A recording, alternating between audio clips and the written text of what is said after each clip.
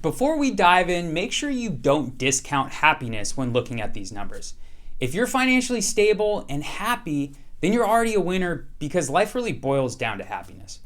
Having said that, it's still fun to know where you stack up, so let's start by creating a baseline. The average salary nationwide in the US is $59,000, which amounts to an hourly rate of about $28. Now, if we break it down further by age, you can see where you actually stack up against your peers. Keep in mind that these are median numbers.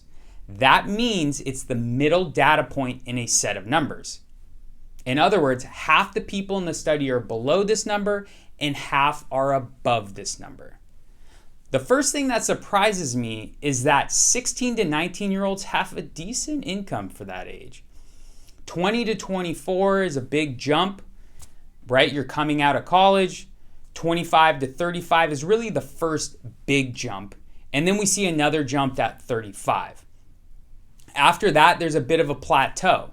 We're kind of earning in the low 60s at this point, and then it actually starts to dip down at the age of 65.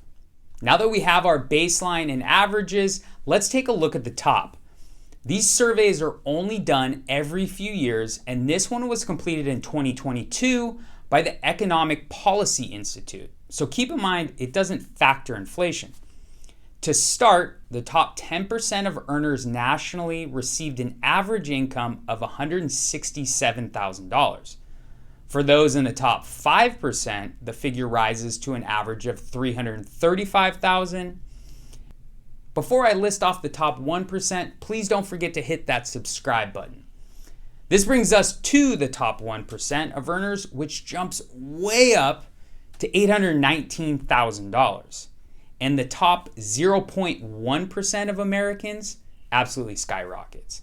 $3.3 million per year. Must be nice.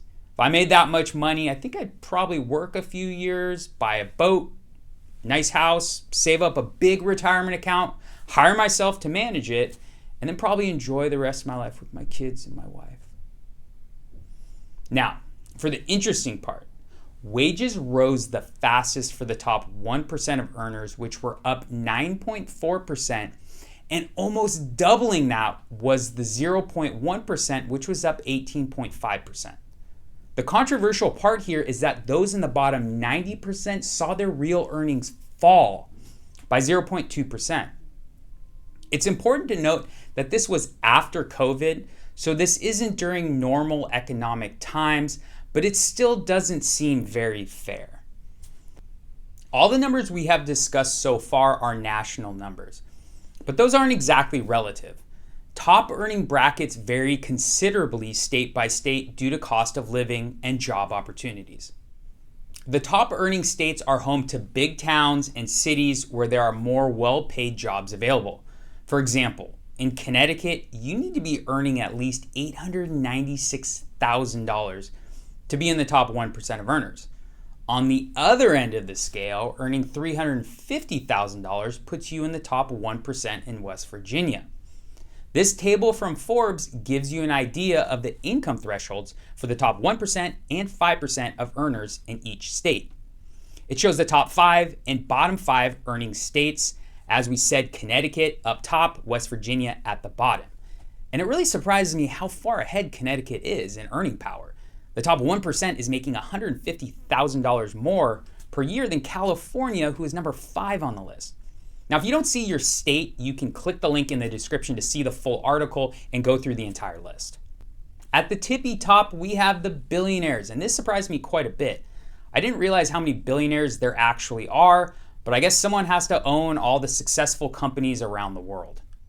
According to Forbes' ranking of the world's richest people in 2024, there were 2,781 billionaires globally, which was up 141 from 2023.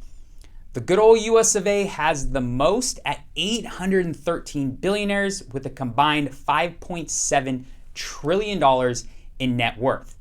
Those American billionaires make up 9 of the world's top 10 richest people. China is in second place with 473 billionaires, followed by India with 200. Now, looking at the Forbes list by individuals, We have Elon Musk listed as the world's richest person with a $252 billion of net worth, followed by Amazon founder Jeff Bezos at $215 billion. Now, to put that into perspective, Elon's fortune is worth more than the entire 2023 GDP for the entire country of Greece. That's all I have for you in this video. I'm John Gragg, your certified financial planner, and don't forget to hit that subscribe button.